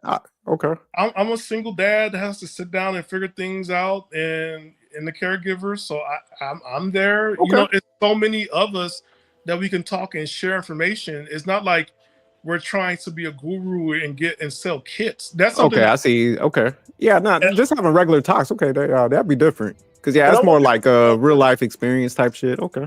Yeah, I want people to know this. Like a CPA and a financial advisor, you don't pay them. They work for free in commissions. So you never have to pay somebody to get advice. I just want people to understand that stuff before they go off and like, well, I want to be with this person because I see them flashy and everything else. I want people to understand if you want a Rolls Royce, they got a kit for that. If you don't have Rolls Royce money. So I just want people to know they got kits to show off that you're rich, but you don't need to be rich. You don't want that type of advice. That you want advice from everyday people who like, hey, check this out. This is what I did, and you can do it too. There's stuff out there that's free to help you make money. I just want to put that out there before people come out after us in IRS. So like, I don't owe you nothing. I want my deductions. So no, but I do agree with you, man. That's why I always tell people, I'm like, man, take some of the information but get with somebody that you could get with locally that knows finances, man. And pay, man. I think that's one of the best investments because the lady that showed me how to do like retirement calculations. Yeah. And she sat me down early, man. I'm telling you, that changed my whole perspective. Because at first, man, I thought I was just good. I was like, I did my little percentage in there, my paycheck. And she was like, hey, come here. Let me show you how to calculate like your retirement. After I saw that, I was like, oh, shit, I got to get some promotions because, it's a lot of that's based on how much you bring in, how much you can set aside. So, yeah, people just don't like put all those numbers together. So, man, when I got done talking to her, that's why I was saying I was so grateful she showed me that because it showed me like where I need to be at. Yeah. She was like, man, what number you want to retire with? And, of course, everybody would be like, oh, I want like $1 million. Man, you get $1 million, that ain't a lot. Because, like you said, say you retire at 60 and you live beyond like 80, 85, 90. You retire at 70. For those of us, when I get my paper from SSI every year, I ain't never seen 60. I'm Gen X. It says 72, 75. It never says 60. Everybody else got 65. For those of us Gen X, millenniums, we're not getting no 60. We ain't retiring no 60, no 65. Ours is saying 72, 75, some people 78. You're working to that long to get your SSI. If anything happens to you, I'm going to say allegedly, but check in with your people in your own state. You can get disability because you paid into it. So SSI disability is 80% of your income, if I remember your current income, that you get back because you're on disability, allegedly. But you got to work within your state and find out the state laws and what goes in. But either way, it works out this way, whatever it is. Stop buying new cell phones at $2,000 a cell phone. They change it every year. You don't need to do that. I'm talking flatly about 401k, man, because that's what I'm saying. 401k. Put that in your. Stop buying new cell phones. Put that in your 401k. If you got money to buy a cell phone at $2,000, that should be in your 401k. If you're buying new TV this Christmas, stop it because you one from last year works. That should be your 401k. That mindset will change because there's certain stuff you got to put in your 401k. Yeah, because man, even the scary thing when they talking about like, I don't even factor in like Social Security in any of our calculations. Me and my wife, I pretend that shit don't exist. It's gonna be a fat check, but you invest that money. We invest. We're over invested. When you get that Social Security, you take that money and you invest it because again, you don't know how long you're gonna live. Yeah, definitely. I mean, we get that. Then I mean, shit. On top of what we already got calculated for. But all right, let me go ahead and play this clip. So this is a couple. I think you sent this one, Stan, where this couple, man, it's funny. What are they both like physicians? Mm-hmm. And they work. Both of them. Both work, handling household stuff. Kids. So let me go ahead and play this, man. I thought this was a good example of like high earning people just working with each other. Before you start, and here you are with no job saying you tired. You tired from what? You ain't got no job. What you tired for? Well, go ahead. So yeah, let me read this real quick. It says two doctors, two kids, one never ending to-do list, from morning chaos to patient rounds, extracurricular activities to the kids, nighttime routine. This is what teamwork, love, and a whole lot of patience looks like. And a We plan. may only work 14 days out the month at the hospitalist, but those days are jam-packed with purpose, saving lives by day, raising future world changers by night. Mm. That should be hard to read sometimes. It'd be so small. Proverbs 31 right there, ladies and gentlemen. Yeah. But all right, let me go ahead and play this. This is a day in the life of a dual physician household with 2 kids, aka 2 Thinking that picnic bread. Our morning starts at 5:30 a.m. We get a quick chit chat about tasks for the day. Makeup me, please, because who wants to hear, Dr. Parr, you look so tired. Next up are the kids. We get them ready for school, and after 365 questions, off to school they go. We thankfully get free breakfast in the morning, but the goal is to lose weight, not gain weight, so green juice me, please.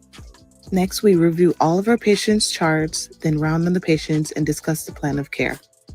I went to med school with my husband, residency, and now we work together. So when we see each other, you know we gotta have a secret handshake. Pause. Proximity dating. Well, go ahead. Yeah, that's what I was picking up too on that. So yeah, when everybody be going to school, everybody trying to like join a frat and sorority, y'all fucking around, you need to be looking. Y'all be in proximity of winners and shit, but people be just enjoying life too much. Snatch that motherfucker up that's going places. She ain't mess with nobody who's staying on the street corner. No strippers from no girls' night out. None of that. Somebody Yeah, she was like, oh, you gonna be a physician too? And you getting good grades? Let me lock this in now. Okay, somebody on financial aid. Before some white girl go get them. She went ahead and got them. Up in the morning drinking green smoothies. Yeah, quick look back. Bam.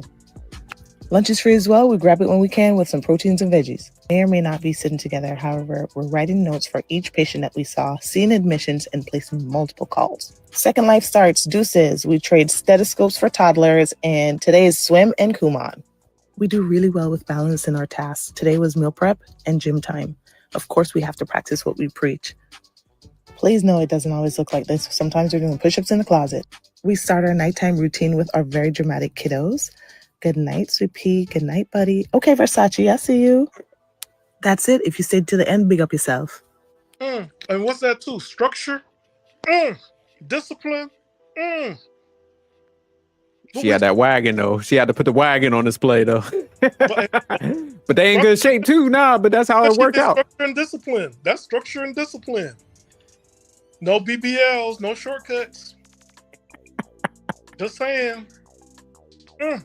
But it's funny because, like when I hear people, they talk about the 50-50, a lot of times they're like, oh man, the guy needs the money.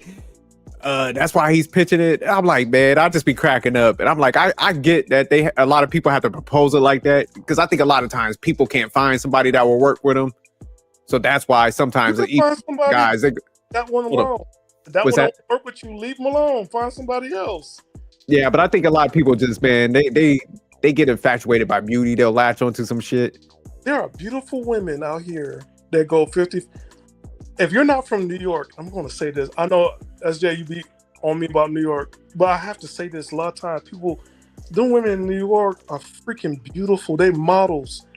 In New York, everybody got 2 jobs and a side hustle. Yes, I'm a lawyer. I also run this newspaper and a moving company. New York went ahead. That's what opened me up, because in California, they told me I was working too much. In New York, they'll be like, that's all you do? I learned a lot in New York. And those women are freaking beautiful, and they don't want to be models. Everybody is top notch, looking great. And they work 2 jobs, and they have a little side stuff, and they're growing a company, because that's how they operate. If you can't find one, sometimes you need to leave where you live and be inspired by another place. No, I agree with you on that. Because, even in like, I say Denver, DC area, those are some of like the fittest cities. So like you said, man, you'll see a lot of professional females that's out there winning, man. That's like, shit, I'll come work with me. Shoot, they already have the mindset. They understand. They're like, man, another income, shit, we'd be balling. Like we could invest money. We could live with it for our means, put money away, man. We'll be able to like, live a different lifestyle. So their mind's already like bred and wired to work like that. So that's where it's funny. It's like you get, like you said, proximity in them places. Yeah, you'll have totally different outcomes. Yo, she's That's why I say I can't be in no broke chick city. Okay. That's why I always stay in like an East Coast. Yeah, because you got hustlers and bustlers in them areas, man. That's why I said I can't do broke chicks. I'm allergic to broke chicks. I think before I got married, you know, I was out there dating. I be breaking out in hives and shit. My skin be scratched. I'm like, man, what the fuck's going on? I'm like, man, what's your credit score? Oh, you know, it's like, I'm like, man, I gotta go, man. I can't do it, Stan. I'm telling you, man, my body don't even react. Ladies, we need your money because we got greed. Oh, we are trifling gold diggers indeed. Mel Gold Diggers. I told you I'm starting the movement. And we can smell you broke way over town. That's why I told you, man, I didn't go on a lot of panels, man, because, you know, people be like, hey, man, pull up. I'd be like, I can't even talk about broke chicks. I start getting headaches and shit. I'd be like, oh. But yeah, if you got a goal, a plan, and a lot of times broke is not just money, it's also a mindset. If you saving stuff, it's a turn on. Like if you know how to work things and not. Here's the thing, for me, if you are an MBA major and a business person, you pay full price. I look at you sideways because I'm like, how are you an MBA major and you a director and you're a FOO and all this stuff, and yet you up here paying full price for stuff. You know how much stuff costs. What's going on here? What you saying? They should be looking at that person like a liability, like a. I see him as a liability, like an expense, huh? Yeah, I'm like, you went in and you paid full price. Are you claiming this on your taxes? No. Stand with the taxes. Yo, that's how the rich gets rich. Your taxes, like the podcast we do, write that off. Going to the gym, you write that off. The cars we drive, write that. The articles we read, the Wi-Fi we pay for, because this everything is stories. We're working off the clock, actually working for the company of the business. So yes, everything you do as an adult, you do have to write off your taxes, because I don't care what nobody tells you, you don't get all that money back when the government borrow. That's what taxes are. They're supposed to borrow and pay you back. A lot of times you don't get that back. But you're doing a lot of stuff out there with your money, and you need to sit down and be good stewards of your money. You're going to be fine. Just be good stewards of your money. Yeah, no, definitely, man. I think definitely we need to start, like you said, squeezing more money topics in. Because, yeah, people, man. I say you have an own show. That's what I say. I'm gonna squeeze some in here and there. Maybe he'll get to that. I think AO, man, he got a good money show. He breaks down a lot of stuff. And you're gonna have your own show. You need to put your show. We're gonna put a show together. Yeah, man.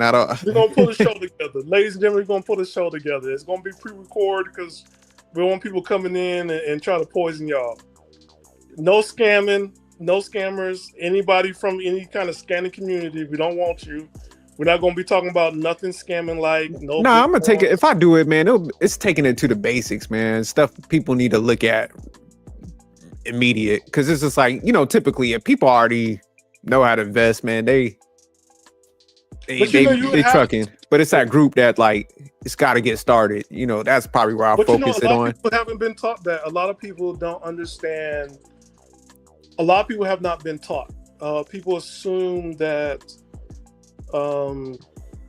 I need to, like, rent is supposed to be 70% of my income. Like, no, rent is always 30%. And I'm like, wait a minute, you didn't learn this in econ class? And that's where we're at. Like, a lot of people never had that experience. A lot of people didn't have like family meetings. Like my father would meet with us and like have us sit down and talk about like, this is the money we have. What are the needs? Like as a family, you sit down and you talk about it. And I knew what stuff costs. It's like there's three of us.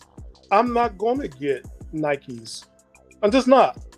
So because there's three of us that ain't shoes. So, but you had to pick, okay, I can get Nikes, but it's not going to be from the Nike store. I have to get it from Ross. But, you know, like it's stuff like that. It was real conversations that we had and we got it. Like if you want this, you have to sacrifice that. You have an allowance. Or you're gonna make money, and I was just like write papers for people at school. I didn't have to sell drugs. I just wrote papers, or I bought like snacks and candies and put in my locker. And when people needed a snack or something, like, hey, this is what I got. What how much money you packing? Oh, you only got 50 cents? This is the 50-cent lot that we got. Yeah, I was buying my own clothes. I was like, you know Stan what I'm was saying? hustling. Yeah. So and including I got an allowance. So I put stuff away. But that's the thing where we as a people, we as a nation have to look at that. Because if we're going backwards, right, in a sense it's good or restarting.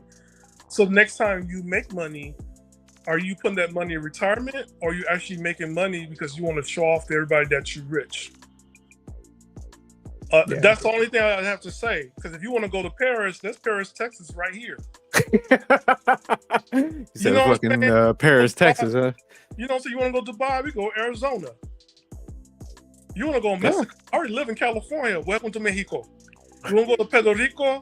You go to Miami. You want to go to Haiti? Go to Miami. You want to go to Jamaica? Go to Miami. It's like, you don't need to go broke. Everything is here in America, and we're not taking advantage of what we already have here.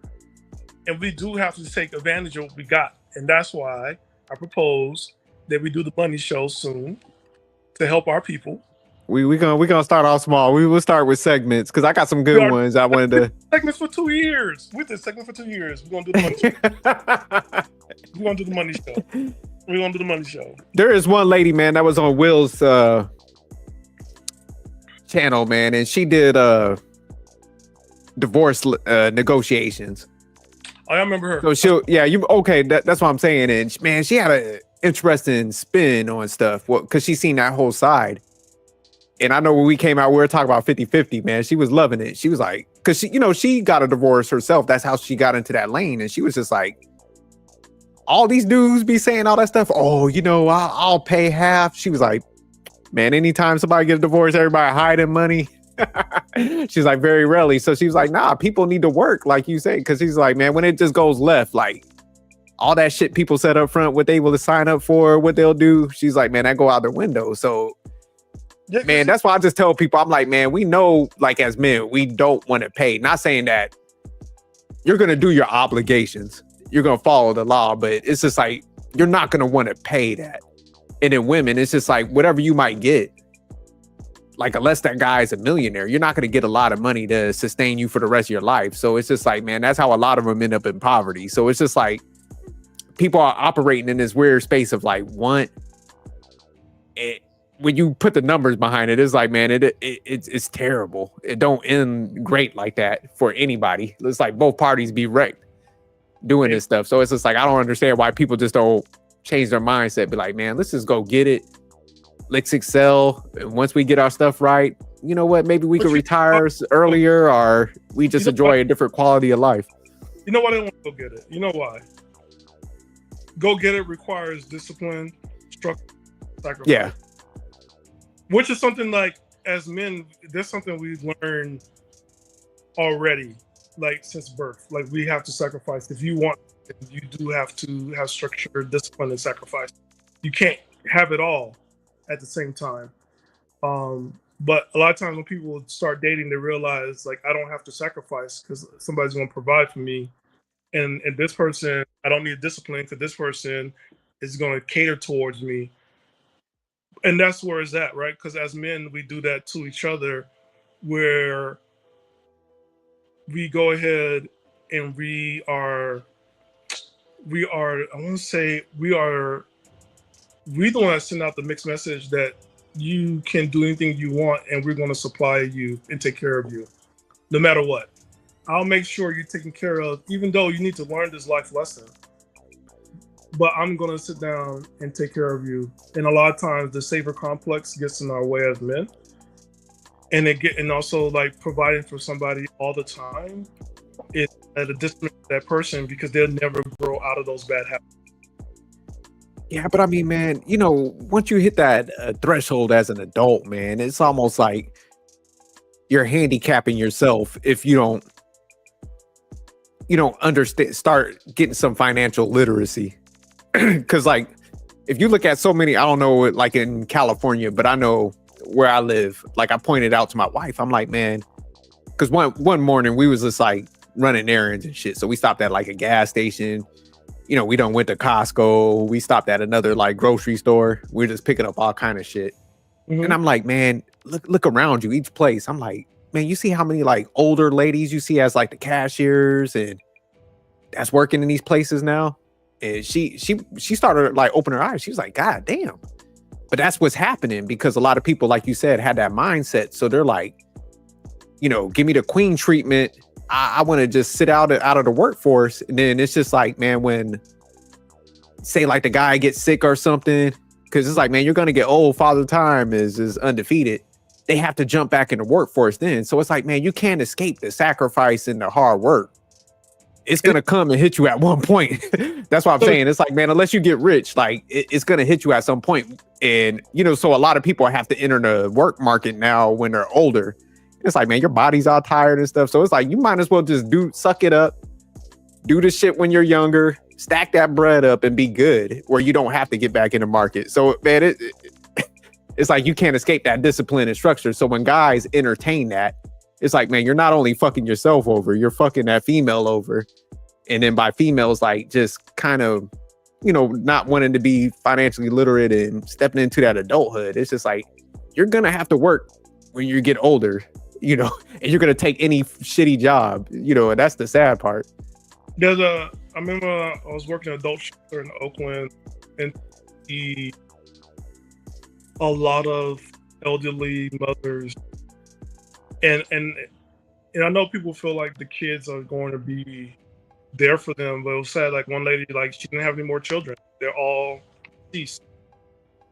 And what she had left was the nieces, but they had their own life. And they had their own parents. So they were stuck in the shelters and we're trying to find a placement. Yeah, it's sad, man. Because when you, even with legacy, man, because, you know, my wife work in the healthcare and she work on, you know, kind of the payment end of it. Yeah. But it's like, man, with most people, even if they have like a little nest egg, they might be like, damn, you know, I got 300,000 saved up, but they get sick and, you know, their accounts because of the health bills get wiped out. So yeah, man, it's just like, unless you hit like good numbers and your stuff is structured right, like you said, like one guy you was talking about. That's tricky. That right there is also tricky because that would be another show.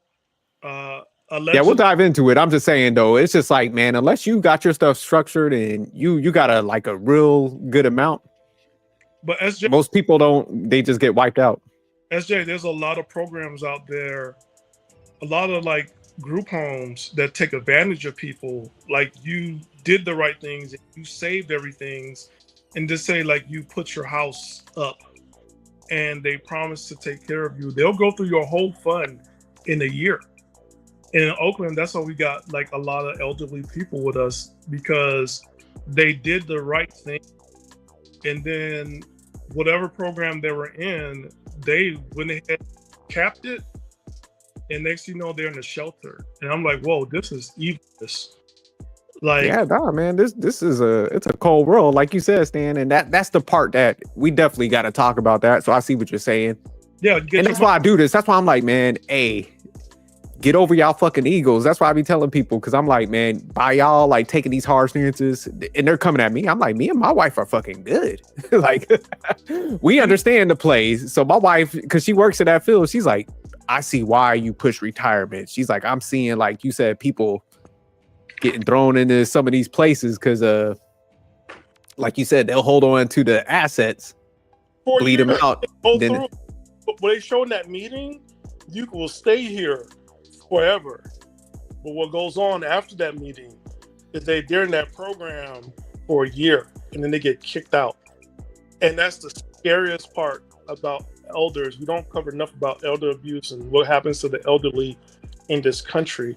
It's scary. I think the name of the show could be Stewardship Over Ego. We'll play with the name, but I could see, you know what I'm saying? Or yeah, Over Ego or something like that. Yeah, definitely. I like that. It'll be a separate show. It'll be pre-record. You know what I'm saying? Okay. We'll work it out. You know, bring D in. Because, D brings a different perspective for people who got remarried and how you do that. Well, that's the thing. A lot of people as a people, we don't talk about it because there's a flip side. There's a people who do get remarried, right? And why they get remarried. Now, I'll take marriage advice from those people because marriage must have been good for them to go ahead and do it. Because once they got and like you said, Dame, he's a one that like he's 100% provider, but he looked towards the future. That's why I'm saying there's cases of people that make absolutely. So that's why I make sure I'm careful like how I speak about it because I'm like, nah, man, there's people that do it the right way. They design their life to fit that. So I'm never trying to include Paulo. He's another one that. Who's Paulo? So he was on Will's show. Got the like he could narrate like books, clear speaker voice. He's been out for a while, but hopefully he come back. But he's the one in Australia, Paulo. New Zealand, yeah. New Zealand, okay, yeah, I remember him. Yeah, so they do it the right way. So that's why I'm saying there's cases. That's why I'm like I'm not against that. I'm against like for everybody. It'll be for everybody. Like no doubt. But people get confused. Right? They think I'm attacking their lifestyle, and I'm like, man. I'm just. Most people cannot afford to do it when you look at the numbers. I'm logical. I don't care about emotions. Yeah. It's different because, like, for me, right, I'm single, but everybody think I need to go out there and go ahead and be spending my money. I'm like, oh, hell no. I'm not spending my money. I love my money.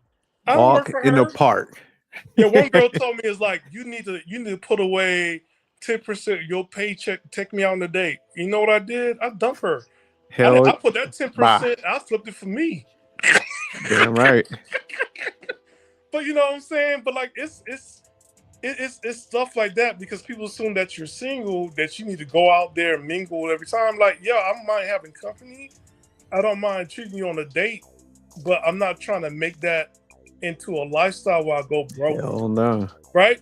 But I'm saying that's why like it's so many different people out there that people just need to be exposed because it's not one size fit all. I'm never gonna tell somebody to not get married. If you get married, I'm like, well, make sure you save your money.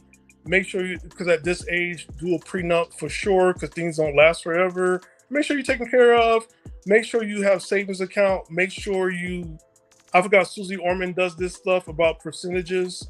If you make more money than the person you're with, so there's a fairness to it, so that person could have savings, and not that you have savings to go ahead and be wasting your money, but you saving it towards retirement and you saving it for the households, for emergency funds, and you saving it for yourself, right? So that's the part. I like Susie Orman books a lot better, so I'll go back to Susie Orman stuff because it's really practical. I see in a lot of her stuff, but because. And that's the flip side to it. Like you said, when percentages and even, how people should structure stuff. Because when I be talking to people, I'm like, they're like, well, we want to make sure like the fairness thing. I'm like, take fairness out of there. Are you? Because like one of the guys I was working with him, and his girl didn't know much about finances. So I was like, why you want a lot of money left over? You should be kind of give it to him if he knows how to finance it better. Because, it's for the household anyways, because they both had the mindset like everything's for the household. But I think sometimes people just, like I said, they get so caught up in so much society norms where it's like they'll hold on to the money and put it in a savings account and it's like generate nothing. But the dude, he had the right mindset. He was like, hey, I'm putting my stuff in. I was like, man, technically, like, you probably need to be paying more of the bills and allow him to invest this because it's going to get y'all a bigger, like, nest egg. So that's why I'm saying that's why people need to talk to financial people because they're gonna people in there. Because they're gonna just talk to the people and they're gonna be like, hey man, if you're not that good at financing, why don't you pay majority of the household like the female and allow him to finance? Invest because it's gonna get y'all more money in the long run. So it's just like that's how people need to look at it versus like gender shit. It's like, man, what's logical? What's gonna get us to win? Like that's how me and my wife looked at it because I was, like I said, I was just good with finances. So she was just like, take that over. I don't care. Like if I gotta pay some bills, I see what you're doing over there. And like I said, our educator, I'm like, hey man, here's what I've been doing with the money. She's like, damn, I didn't even know we got that. I'm like, see, I'm taking care of shit. So whenever she get money, she's like, hey, take this over. she be just handing it over. There's a good show And I always tell people, like, a lot of times I miss the old TV shows goes a reflection of the times. And we talk about dinks, right? At one show we talk about dinks. And it's like, yo, they were already dinks already. They were yuppies and like young urban professionals. They both work. It's like dual income, no kids. And that's what dinks stand for, like dual income, DI, NK, no kids. And those were the yuppies and buppies, and they both work.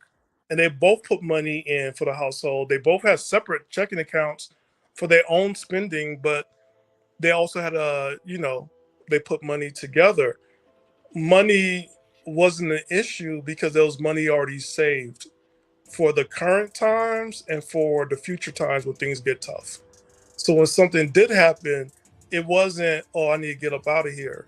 It was like, okay, we're going to be good, but at the same time, we can't go out to eat 4 times out the week. We'll do it twice a week. Yeah. But you know what I'm saying? Like, it was stuff like that. And it was a good show. It was something with Helen Hunt. It was a good show. They were based in New York. It was on NBC. I know what you're talking about. Right, and it was good because they both worked. And I was like, oh my God, like I forgot about this show. And that used to be the goal for us. Like everybody knew that they were going to college. Everybody knew they were going to work. And they knew that they were going to somehow have a relationship together. But they both party worked. Nobody thought about, like, I'm going to be supportive. Even like stuff in the 60s. When you look at something like That Girl, she did date a guy that was rich, but she also worked, and he never stopped her, and she got her own apartment. It was just stuff like that, and he made sure, like, to go over her finances and make sure she was taken care of. We do have to get to that place, and it's not okay. Again, it's just not okay to live in a place to be so dependent when there's so many ways to make money, and then at the same time be begging on TikTok. Yeah, I agree with you. Yeah, because it's just people missing big opportunities. Because like you said, it was funny because my wife was talking to one female, and she was like, "Oh man, I want the traditional dynamic." So my wife was actually schooling her. So my wife was like, "How much is your rent?" She was like $2,000 a month. So she'd been single for like 5 years, but she was like just barely like scraping by and stuff. So when we did the math, we're like, man, if you have somebody and y'all split that like rent and you was able to save $1,000 a year, you would have had over like, you think about it, 12,000 a year times that by 5. It was like, man, you would have had that amount in there. You would have put it in something. So you missing out on money. When she looked at it, she was like, damn, I never think about it like that. Cause I could tell she was like calculating it. She was like, damn.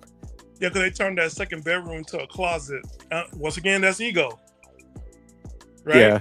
That's ego. Because, like, if you have a sibling, why don't both of y'all live together and pay half?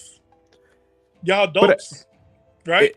It's like their mindset is wired to like it's all or nothing. And then they're missing out on because like I said, when we broke it down, it would have came out to literally over like close to 60,000, maybe around. I ain't got no calculator handy. So like I said, I mean, if you would have put that in the account, which she was like thinking about it because she's like has nothing pretty much saved. Yeah, so that's what she was bitching. $12 times 5, you would have had $60,000. Yeah. In your account. Now, if you put it in a brokerage account, well, no. Yeah, she put in a brokerage account at 8%. Out of 60,000, that's like we're looking at additional 4,600. I just love money. I'm sorry. Every math problem I have, I put a dollar sign. Oh yeah, no, that's what. In Haitian Creole, they call it a defo. Yeah, you're pretty good with that. You had that number calculated pretty quick. I know general. I'll be like, I know it's gonna be around that. I'll be looking at stuff. Yeah, because when I buy clothes, I'll be looking. I'm like, man, how much you pay for this? How much is actually how much it costs to make it? So real quick, that's 60,000 at 10 years. If she would put it in something that get like a 6%. Woo. Well, I'm saying, say like she took that 60,000 after that 5 years and she just kept that trend going. she would have her imbalance over 10 years. If she put that 60,000, she was working with somebody, it would be 300,000 pretty much. But you know, on the flip side of that, now for anybody that feel like it's too late and they're gonna go ahead and crash out, don't crash out. Don't crash out. Just take a deep breath. If you are 60 years old and you're still working, right? And you have a unit that you're staying at 2,000, get somebody in there real quick and get them pay half, or get 3 other people. So then you're only paying $750. Everybody's paying $750. Be like Golden Girls. Put all that money away. Like seriously, take care of your health. Get some testosterone shots. You're gonna be yoked up the time that you're 70, and you're gonna be balling like a prince at 70. And you put that money away because income is income, and you save it and you put it away, and it's making money. Not from savings. There's other ways you can make money from savings, but they just get away from the savings. And savings should be emergency fund, allegedly. I'm gonna say allegedly, but build that up and have your emergency fund. But also keep in mind that the more people you have at your place, again, I'm learning from the rich people. We gotta learn from the rich people because a lot of rich people, they stay at home for a purpose and a reason. Nobody's going out. Everybody got a freaking condo. And if you mention somebody like, well, it look like I'm staying at your mama's house, that's a broke person. Please dump them and leave them alone. Leave the brokies alone. They broke for a reason. Leave them alone. Leave them alone. You want to have a legacy and everything, want to be a QueBee, a union, whoever them rich people are, go ahead and get that. Because they stay at home. They be having sex in their own homes, in their house. They rich. They don't care. Yeah, you just got to get creative nowadays, man. Get that. There go my man Marcus did the math. Yeah, 60K equals okay. Ooh, 600. Ooh, Lord Jesus. Yeah, but that's what I'm saying, man. People, man, because when I started learning about compounding, I'm like, shit.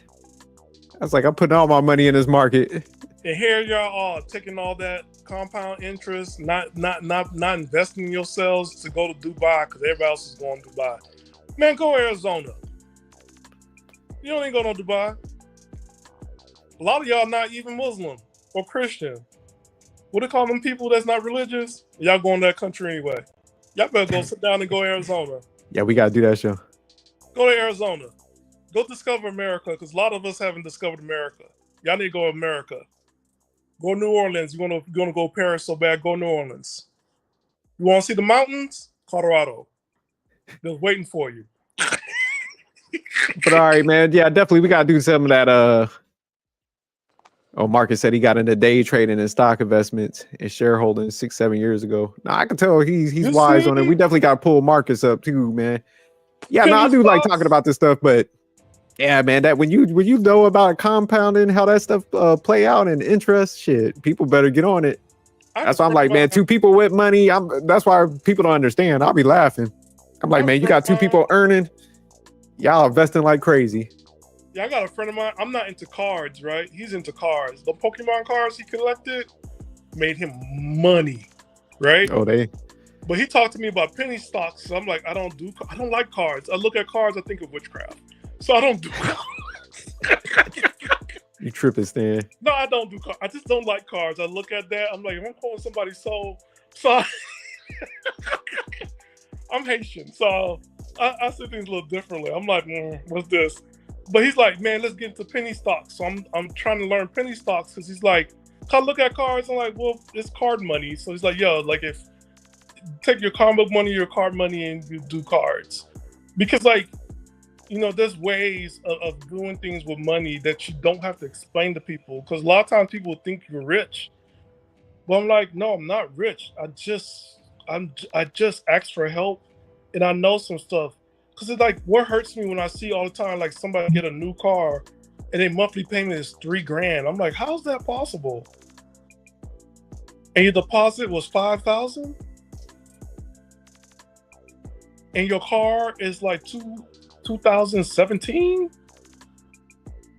who you went with, and that's the ego. I got it by myself. I can tell. Nah, I'm like you, man. I ask questions. Man, I'm here to win. I told you I'll change my stance today. Let me find somebody that I'll be like, shit, I'm ditching that. And that should be the goal. And that's why I said it'd be funny when people be like just trapped in the ego. I'm like, man, I don't care. That's why I said all this petty stuff that keeps you distracted in life.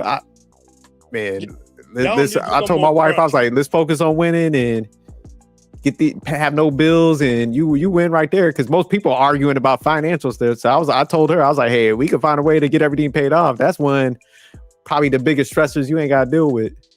Yeah, because people like, even if you don't get stuff paid off, you could like leverage that. Talk to somebody about leveraging. Stop getting, get a prepaid credit card. It's okay. Nobody cares. Oh, I got a prepaid. Nobody cares. There's like some show they'll upset the man paid the date with Cash App. Did you pay for the date? Did you eat? Okay, stop caring. Or they use the money. What's that thing that people talking about? They use that other stuff that people act like they too good for. When you get like a discount, is that website that people go to, you get a discount. Oh, Groupon or something. Yeah, well, they pay for that. I'm like, he's a good steward. What happened to stewardship? Like, and again, for you business majors, y'all paying full price. I got one friend of mine, she did AARP at 40. She's like, I ain't paying full price. I'm like, is this illegal? You're not even 50. She said, I don't care. They approved my membership. and she's like, I got my cell phone paying at $25 a month. I'm like, what? And she's like, yeah. Nobody, let's be honest here with our cell phones. We don't hand our cell phones to anybody because our whole life is on our cell phones. Like, who really care if I got iPhone 17? Well, I do care because I'm not paying no $2,000 for it. But nobody gonna see it because you have a case.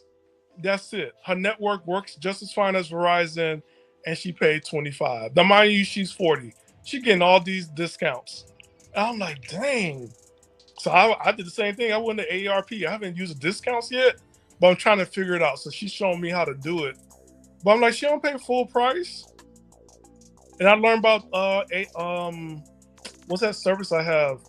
AA, right? For the cars. So I got two, one from the insurance and one from AA. So if anything happens to my batteries, they come in, they hook it up. Done. Also able to help out with my sister because she doesn't live the same state I live in. I got her that membership and it worked out. So I'm like, okay. So you got all that old people shit. Man, hey, you'll be surprised. Some of the AA, or the AA, because where we live in California, I live in the mountains. So I'm trying to call somebody for help using the stuff for my insurance. They're like, we'll be there when we get there. I call the AAA people. They're like, are you safe? No. Now, what's the one you're talking about? AARP? Is that you got? AARP, but I signed through AA, the people that do your car and they tow it. And I saw the big difference of that service. That man came with bottled water. He's like, hey, like straight up. He's like, I got like some snacks. You okay? He just went ahead and fixed the tires. It took him 30 minutes compared to that stuff I paid through my car insurance. I'll get there when I can get there. And I'm like, oh my gosh, this y'all been living like this? Nah, that man, whenever you, because I'll be looking at like hotels and stuff when we be traveling. I'll be like, man, I gotta book a room, and man, that AARP, man, they be getting some good ass like rates. I'll be like, damn, man, I need to go ahead and join that shit. Yeah, because she said she went. I don't like concerts, but she said she went to Beyonce concert for allegedly $400 when everybody was paying $2,000, and I know she went to Chris Brown. And yeah, because I'm telling you, you go to like, because I was looking at going to Vegas probably in like December. Mm-hmm. And I was looking at rooms and I saw that rate for them. I was like, God damn. No, don't do Vegas. Don't do Vegas. Right now, Vegas is going through a lot. I gotta go, man. That's my. I know, but right now, because Vegas right now has gone through. I forgot what they call those people. The same people that ruined Toys R Us and Red Lobster the first time. Like Blackwood or Black Rock. Oh, okay. So they buying it out or something. Private equity. Private equity. Vegas right now is overpriced. They charging you for hotel fees, like hidden fees all of a sudden. So resort fees, everything else. Okay. I'll have to look So into that's that. why Vegas is put on hold. So they're telling people like put everything on hold for Vegas right now. Okay. Yeah, I'm gonna check it out. We might have to do a live on that. I do got some videos on that. But all right, M3, man, you go ahead, close it out. Shout out to Marcus, man, giving us some pointers out there. Yeah, Marcus, you'll be on that money show, Marcus. Hell yeah. Marcus came with them calculations kind of quick. Marcus must be half Asian out here. Yeah, for sure, man. You know, hey, you guys are definitely cooking, man. Sorry I couldn't really be too much a part of it, but you know, definitely next time for sure. Where you at? Is it a safe place? So I'm in. You say I'm in a safe place? Yeah. No, I'm in Oakland. Okay, man. You look like you about to roll some dice back there, man. Like, man, get out of Gotham. Will you please get out of Gotham? Look like he about to roll some dice. He looked like he about to get robbed in a minute. Oh my goodness. Hell to the no, but no. I met this guy, right, who recognized me as like a professional gamer from back then, and even invited me out to play. So I just come out of retirement for one time, you know. Okay. What game y'all playing? It's called Super Smash Bros. For the Nintendo Switch. It's like a fighting game. Yeah. All right, man. Don't be trash out there, because them motherfuckers, they gonna clown you. You in a whole different environment. They be like, you called this guy up? You called this fucking bum? Man, you better rep. Did you get some like practice in, man?